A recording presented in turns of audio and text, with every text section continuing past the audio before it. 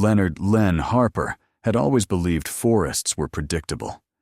Trees grew, rivers carved their way through ancient stone, storms came and went, and wildlife followed deeply ingrained patterns. In his 12 years working for the U.S. Wildlife Data Program, he had crossed hundreds of miles of wilderness, from Utah's red desert mesas to the mist-drenched pines of Washington state, and he'd never seen anything that defied rational explanation. Nature had rules, even in its most chaotic moments, and Len trusted those rules, which was why the call he received on a cold April morning felt wrong from the moment he picked up the phone. "Harper, this is Pilot Torres from the North Colorado Aerial Patrol. You might want to get down to Cedar Basin. We spotted something." Torres lowered his voice. "You need to see it yourself." Cedar Basin.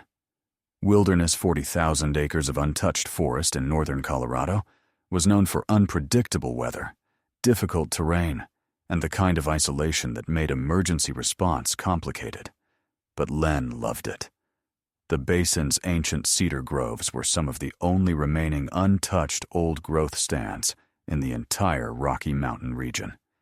He'd camped there dozens of times, collected ecological data, and mapped wildlife corridors that stretched back generations.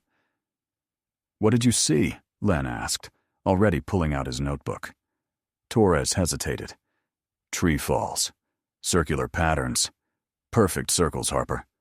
Not wind throw. Not storm damage. Something big pushed those trees down." "Pushed?" Len repeated.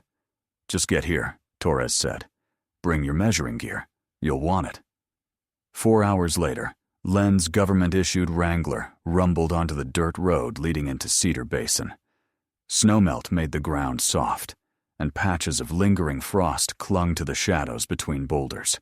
He parked near the old trailhead, grabbed his pack camera equipment, soil probes, GPS, field maps, and locked the vehicle behind him.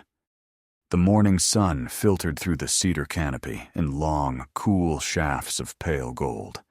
The air smelled of sap and spring thaw. For a moment, everything felt familiar. But as Len advanced deeper into the basin, he felt the same strange pressure he used to experience as a kid before thunderstorms, an instinctive tightening of air, a heaviness you couldn't measure but couldn't deny.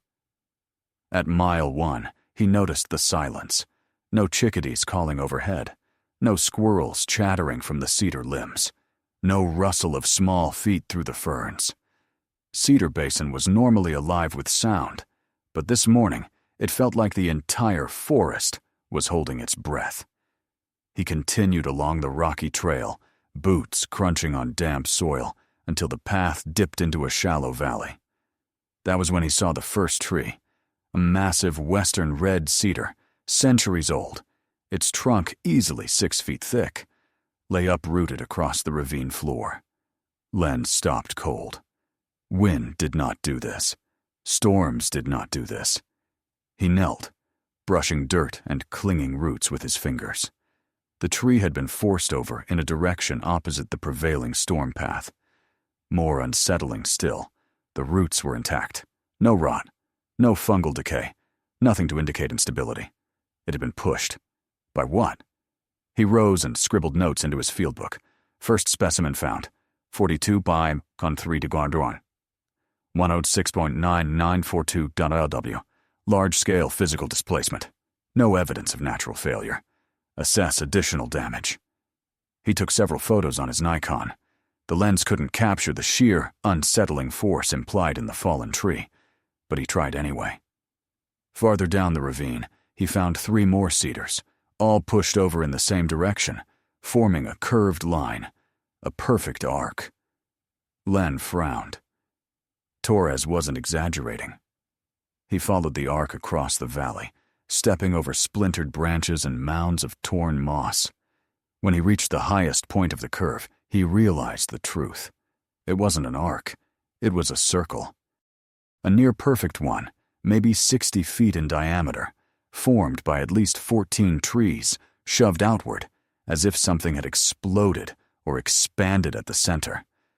but there were no scorch marks, no signs of fire, no chemical residue, no crater. Just the eerie geometric pattern of devastation. As Len took measurements, trying not to let his imagination fill in the blanks, a rustle echoed behind him. He turned and froze. An elderly man stood silently at the tree line, as if carved from stone. He wore a heavy denim jacket lined with fleece, old hiking boots, and a hand-beaded leather band around his wrist. His hair, a mix of silver and black, was braided down his back. His face was unmistakably indigenous, with strong cheekbones, deep-set eyes, and an expression both calm and impossibly sharp. "Morning," Len said, clearing his throat. "Didn't hear you walk up." "That's because you weren't meant to," the man replied. His voice was low and resonant, the kind that carried even in the stillness. He stepped closer, hands resting atop a carved walking stick that looked older than either of them. "My name is Len Harper," Len said. "U.S. Wildlife Data Program. I'm here investigating the tree falls." "I know who you are," the man said. "I watched you come in from the North Trail." That trail had a blind curve and thick undergrowth on both sides. How could he have seen him? The man finally offered a name. "I am Milton Nighthawk, Arapaho Nation." Len nodded respectfully. "Are you camping nearby?" "No." "Are you out here hunting? Observing wildlife?" "Not today." Something about the short answers, the unbroken eye contact, made Len's skin prickle. Milton looked at the destroyed circle behind Len. His jaw tightened. "You should not be here," he said. Len blinked. "Excuse me. This place is not for outsiders." Milton lifted his chin toward the broken trees. "This is a sign. A warning." "A warning of what?" Len asked cautiously. Milton didn't answer right away. Instead, he walked to the nearest fallen cedar, rested his palm against its trunk, and closed his eyes as if listening. "It has happened again," he murmured. "The second time in a month." "You've seen other sights like this?" Len stepped closer. "Where?" Milton opened his eyes, dark, alert, and heavy with knowledge. "There are things in this basin older than your government," he said. "Older than the trails, older than the maps." "Animals?" Len ventured. "Wolves? Cougars?" "No," Milton said calmly. "These signs are not theirs." He pointed to the tree bark. Huge, gouges-long parallel grooves ran down the trunk. Len leaned in. They weren't bear claws. They weren't tool marks. They looked like something had wrapped a hand the size of a dinner plate around the trunk and pulled until the bark tore free. "What could do this?" Len whispered before he could stop himself. Milton watched him with a gaze that felt like an evaluation. "You do not believe in the stories of this land," Milton said. "Not yet. But soon you will." Len exhaled. "Sir, with all respect, I'm trying to determine the cause of this damage. If you know anything, I know the forest wants you gone." A sharp breeze stirred the branches above them, though the air had been still moments earlier. Milton took a step toward Len. "I will tell you what my people have known for generations," he said quietly. "But once I speak it, you cannot unhear it, and you cannot run from it." Len swallowed hard. "Tell me." Milton lifted his walking stick and pointed deeper into Cedar Basin, toward the darkest part of the old-growth forest. "There," he said. "In the shadowed cedars. That is where they walk." "Who?" Len asked. "The people in the red mist," Milton answered. "The ones your kind call legends. My people know better. We have shared these mountains with them since the world was young. We keep their secret. We honor the borders." He pointed again to the fallen circle of trees. "And now they leave messages. Because something is driving them from their home. Something that should not be here." Before Len could respond, something cracked deep in the forest. 3 sharp knocks, evenly spaced. Knock, knock, knock. Milton froze. Len felt cold creep up his spine. "What was that?" Milton whispered. "They are calling. And the call is not for me." The forest fell silent again, uncannily so. Len opened his mouth to ask another question, but Milton raised a hand. "You must leave the basin before dusk," the elder said. "If you do not, they will come to see who has crossed into their warning circle." Len's heartbeat thudded in his ears. "Milton, I can't leave. I'm required to document every site. There's protocol." "Your protocol ends where the old cedars begin." Milton's expression softened, not with kindness, but with pity. "You think this is the first time someone like you ignored the signs? You think the forest always forgives?" A low vibration passed through the ground beneath their feet, faint as a whisper, but real. Milton stepped back. "I will return tomorrow," he said. "If you are wise, you will be gone before the sun touches the western ridge." He turned and walked into the woods without another word, vanishing between cedar trunks in seconds, so silently that Len wondered if he had imagined the entire encounter. But he hadn't. Because just as the last trace of Milton's presence disappeared, Len noticed an imprint in the mud at his feet.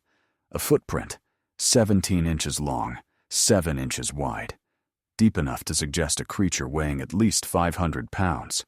It was fresh. Very fresh. Len swallowed hard. Something had been standing beside him moments ago, watching both men. A chill traveled down his spine, not from cold, but from the unmistakable realization that this was no longer just a field investigation. It was a message, and whatever had left that message was still nearby. Waiting. The forest held its breath, and Len Harper knew he had just crossed a boundary he did not understand. Len Harper spent the rest of the afternoon wandering the perimeter of the circular destruction zone, trying to keep his mind focused on measurements, angles, soil displacement, anything technical that would stop him from thinking about the footprint.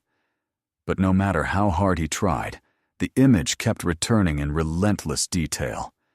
17 inches long, deep enough to pool water in its heel, the toes wide, splayed, and unmistakably deliberate. Not an accident. Not an anomaly. A presence. By the time the sun began its descent behind the cedar ridges, the basin felt different. The air grew heavier, colder. Shadows stretched long across the clearing, swallowing the pale patches of moss on the ground. The silence didn't just continue.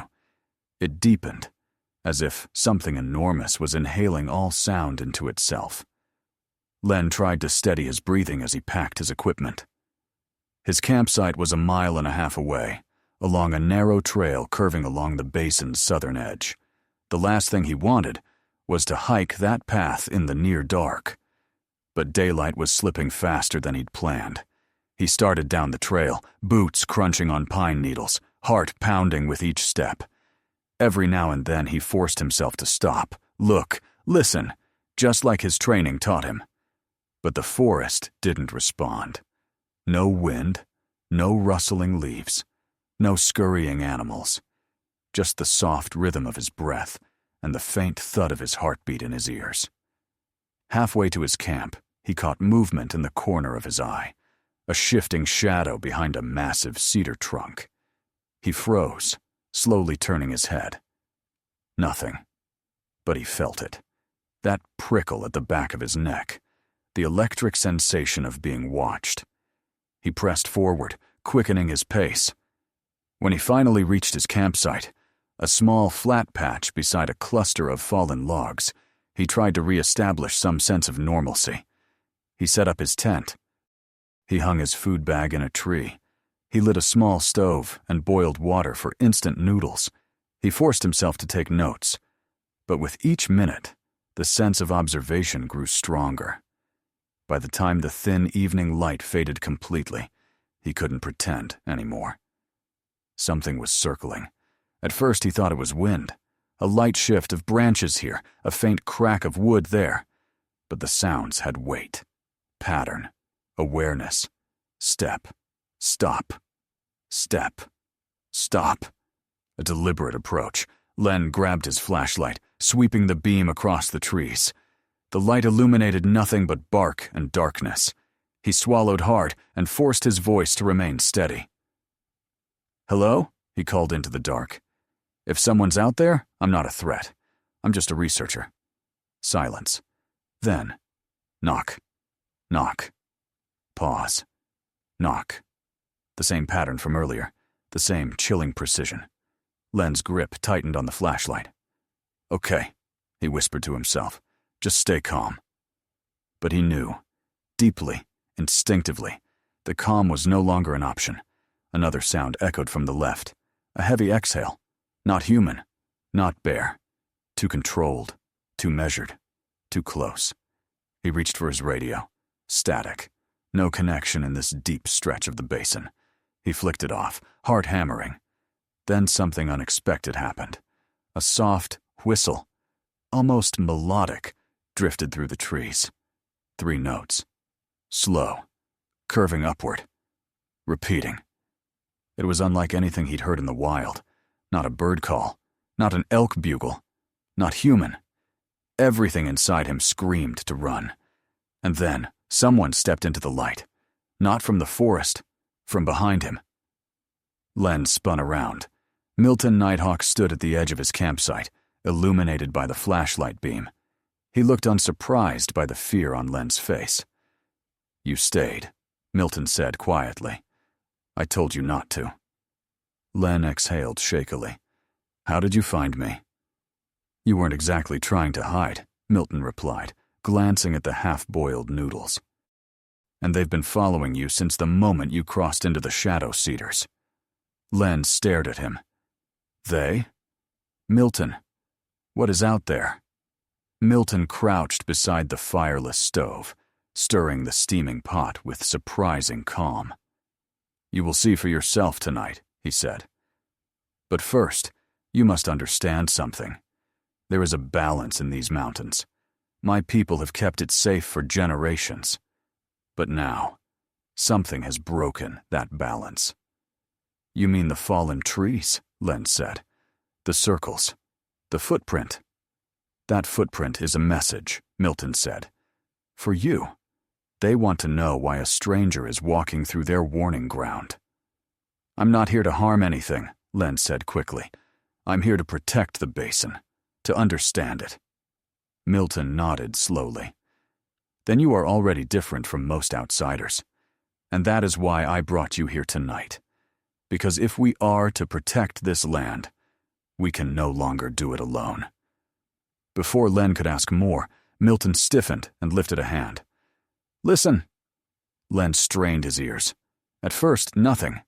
Then, faintly, a rhythmic rumble. Low. Pulsing. Almost like a deep chest resonance vibrating through the ground. Milton rose. "They are close," he whispered. "But who are they?" Len asked. Milton glanced at him. "Those who walk between the cedars. Those who lived here long before any of our tribes ever set foot in these mountains." "You mean Bigfoot?" Len asked, instantly regretting how childish it sounded out loud. Milton didn't blink. "We call them the people of the Red Mist." Red Mist. Len remembered the soft whistle earlier, how it seemed to vibrate. "What does that mean?" he asked. Milton didn't answer. Instead, he took a deep breath. "It is time." He motioned for Len to follow. Without explanation, the elder walked into the dark forest.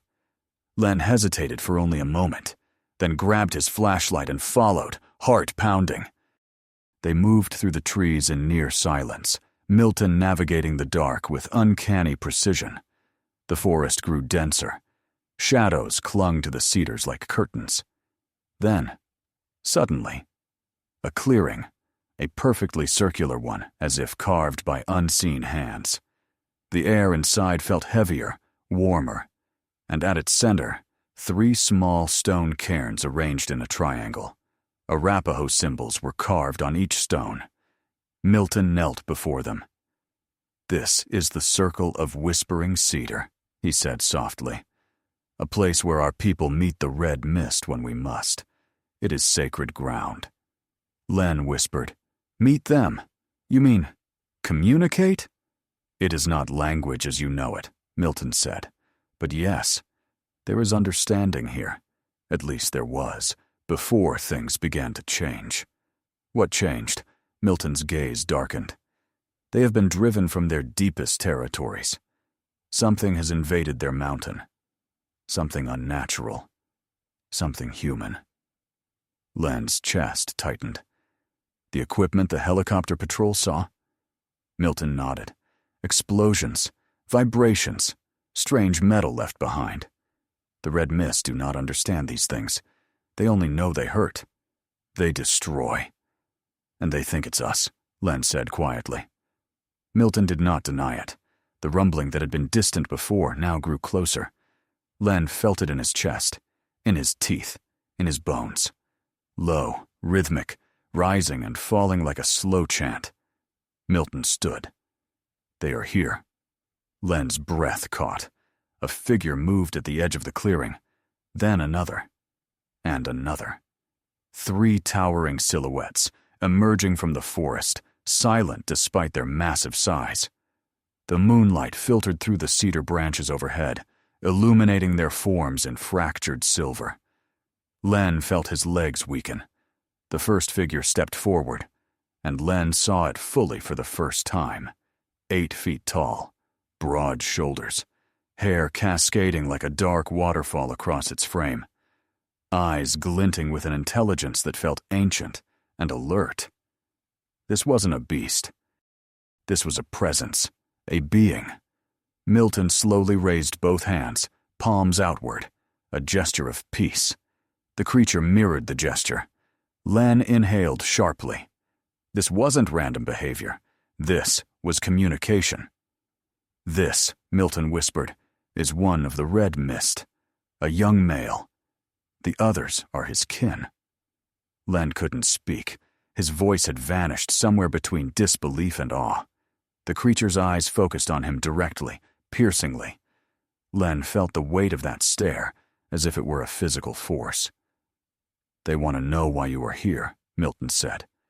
I'm documenting the damage," Len managed. "I'm trying to protect the basin." Milton translated, not with words, but with a low rhythmic hum that mimicked the forest's own cadence. The largest creature listened, head tilting slightly. Then it stepped forward. Len flinched as a massive hand, bigger than a dinner plate, reached toward him. But the creature didn't touch him.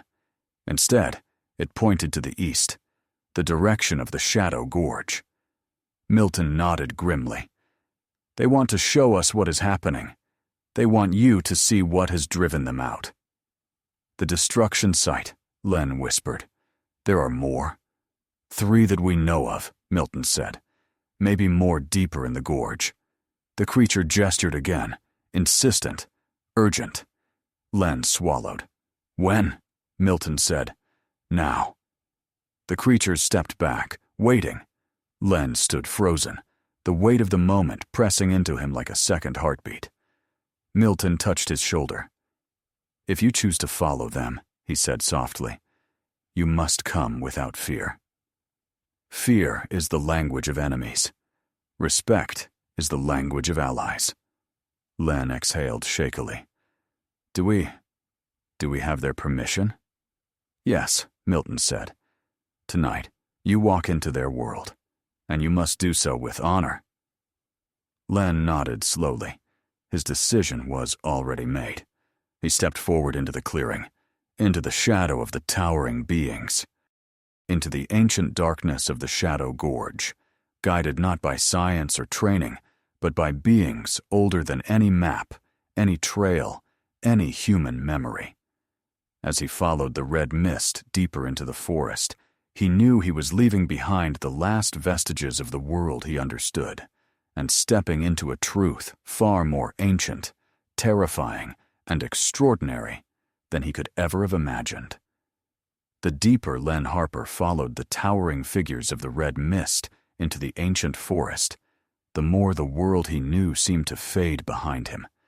The night shifted from ordinary darkness to something older, something that belonged not to humans, but to the land itself. The cedar trunks grew wider, the undergrowth thicker, the air warmer and heavier, carrying a faint mineral scent, almost metallic, that had no place in a natural wilderness. The beings moved effortlessly, almost gliding between the trees despite their enormous size.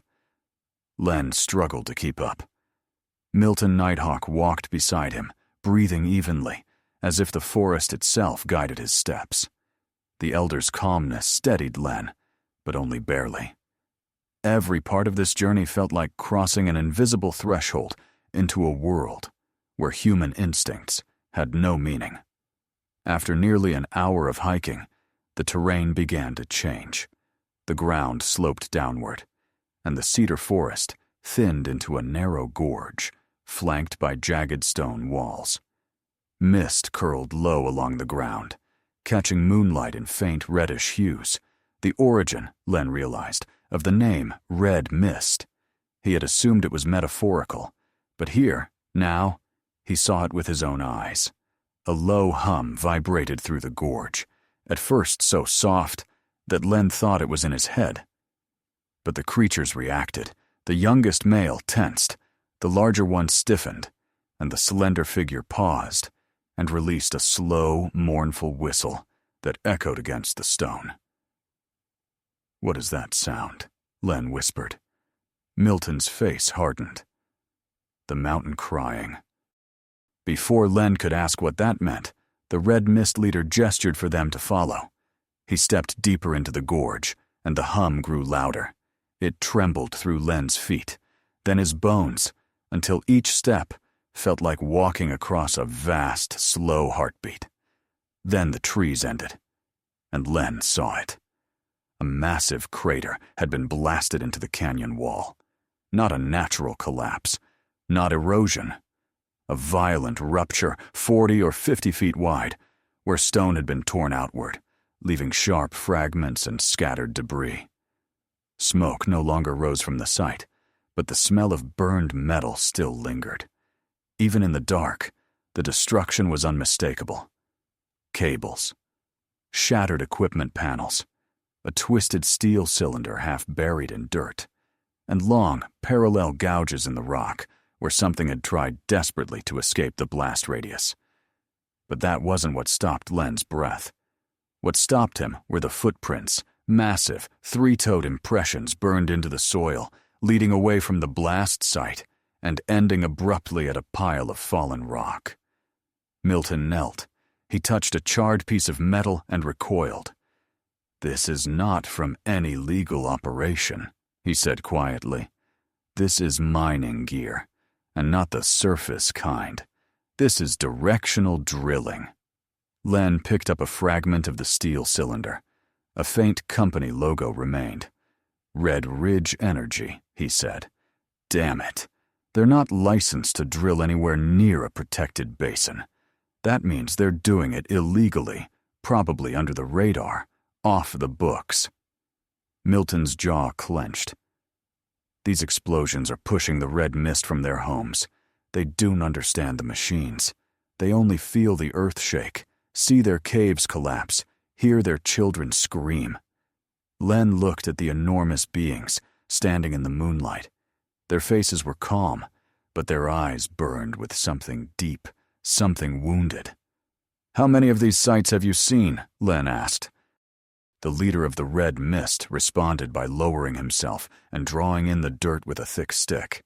His movements were deliberate, even graceful despite his size. He drew 4 circles, the destruction sites, and pointed to the deepest circle, the one farthest from human trails. Then he drew 3 figures beside it, 2 crossed out. One smaller, circled.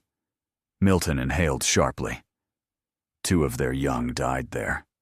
1 survived. The slender creature, the female, released a sorrowful moan that trembled through the gorge. The younger male placed a hand on her back. Len felt cold settle into his chest. "This isn't wildlife disruption anymore," he said. "This is human-caused devastation. We can stop this." Milton looked at him, eyes heavy. "Can you? Can your people be convinced? Will they listen before more destruction comes?" "Yes," Len said without hesitation. "They will. I'll make them. But I need evidence. Photos, samples, GPS markers, enough data to force an emergency investigation." The Red Mist leader watched him with intensity, then lowered himself again. This time he drew something new. A long line, small circles beneath its symbolic tunnels, jagged marks explosions, and then he drew a massive symbol at the end, an X over a cluster of stick figures. "More tunnels," Milton translated softly. "More explosions coming, and the next one will destroy the main den. Their home." Len's heart dropped. "How soon?" The leader responded with 3 strikes of his stick in the dirt, loud, sharp, deliberate. Milton's eyes widened. 3 days. The ground hummed again, deep, resonant, urgent. And for the first time, Len realized something terrifying. The Red Mist weren't just warning them. They were begging humans to stop the destruction before the forest's guardians were wiped out. Len stepped toward the crater, camera already in hand. He photographed everything, every fragment of machinery, every gouge in the rock, every shattered cable. He documented the soil displacement, the footprint patterns, the geological fragmentation. Hours passed, though it felt like minutes, as he built a complete record of the illegal operation. When he finished, he turned to Milton. "I'm going to stop this," Len said. "I swear it." Milton studied him for a long moment. "Then you are ready. Ready for what?" "For her." The elder pointed to the shadows beyond the crater. Something moved. At first, Len thought it was a shifting boulder. Then moonlight struck the figure, and Len's breath vanished. She stepped into view. The matriarch. The largest of the Red Mist, towering at least 9 feet tall, her shoulders broad, her fur streaked with silver like frost across a winter pine. Her eyes, deep, ancient, intelligent, glowed softly in the moonlight. She approached slowly, each step careful, precise. The younger Red Mist moved aside, bowing their heads slightly. Milton whispered, "She is their leader, their memory, their guardian. Everything they are begins and ends with her." Len didn't need the explanation. He felt it instinctively. This being radiated something deeper than power, something like sorrow bound to centuries. The matriarch stopped 2 feet in front of Len. Her sheer size pushed the air outward, her presence overwhelming. She lowered her head until her face was level with his. He forced himself not to run. Slowly, she extended her hand, massive, fur-covered fingers thick like living branches, and opened her palm. In it lay a small object. Len reached out and took it. It was a fragment of metal, flat, thin, and etched with numbers. A calibration plate. Red Ridge Energy's calibration plate. His proof. The matriarch stepped back, her eyes fixed on him, full of something he could only interpret as trust, mixed with desperation. "They are giving you their evidence," Milton said. "Because they cannot enter your world. They cannot speak your language. But you can." The matriarch lowered her head and touched her chest with her palm, then pointed to the forest. A gesture. 3 meanings converging at once. Help us. Protect our home. Be our voice. Len swallowed the lump in his throat. "I will. I promise." The matriarch inhaled deeply, almost like relief, and turned toward the darkness of the gorge, disappearing with her kin between the ancient stones. Milton placed a hand on Len's shoulder. "Now we must work quickly." The next 3 days were a blur of movement, urgency, and barely any sleep. Len returned to his ranger station office and filed the most explosive and carefully crafted environmental incident report of his career. The photos alone were enough to trigger emergency review. But Len didn't stop there. He contacted the Regional Wildlife Office, the EPA's Land Protection Division, Federal Resource Enforcement, the Bureau of Land Management, and the U.S. Forest Service Geological Oversight Committee. He submitted seismic readings from his field sensors that he'd placed earlier in the season. He compared them to vibrations recorded near the Shadow Gorge. The correlation was undeniable. He included the calibration plate, the machine debris, the impact zones, the maps of illegal drilling tracks, all without mentioning the red mist. The case file ballooned to hundreds of pages, enough evidence to shut down a corporation. On the morning of Day 3, federal agents raided Red Ridge Energy's clandestine field offices in the county. By sunset, every active drill in Cedar Basin was seized. Len sat at his desk long after the office closed, staring at the email that appeared in his inbox. Operations halted. All permits suspended. Federal investigation pending. He exhaled, closing his eyes. He had done it. The explosions would stop. 3 days later, he returned to Cedar Basin. Milton was waiting at the trailhead. They felt the earth go quiet, the elder said. The matriarch knows. They hiked together into the gorge. The red mist appeared silently from the shadows, their forms massive yet peaceful. The matriarch approached Len again. For a long moment, she studied him. Then, slowly, she placed a hand on his shoulder, the gesture impossibly gentle for her size. Her touch vibrated warmly through his chest. Acceptance, gratitude, recognition. Milton whispered, "You are now called a friend of the Red Mist, their ally, their protector." The matriarch stepped back with a low rumble of approval. The younger male released a soft whistle, a far gentler version of the one Len had heard on that terrifying first night. And then, as silently as they had come, the red mist faded back into the ancient forest. Their movement stirred the mist into a swirling red glow before it settled once more. Milton turned to Len. "Few humans have ever earned their trust," he said. "Even fewer have been allowed to see their truth. But now you carry their burden, their story, their safety." Len nodded slowly. "I won't betray it." "No," Milton agreed. "You will protect it, as their guardian, and as mine." Weeks passed. The bidding for Red Ridge Energy's investigation continued, courts and lawyers battling back and forth, but the drilling never resumed. Cedar Basin became a restricted zone, inaccessible to exploratory companies for the foreseeable future.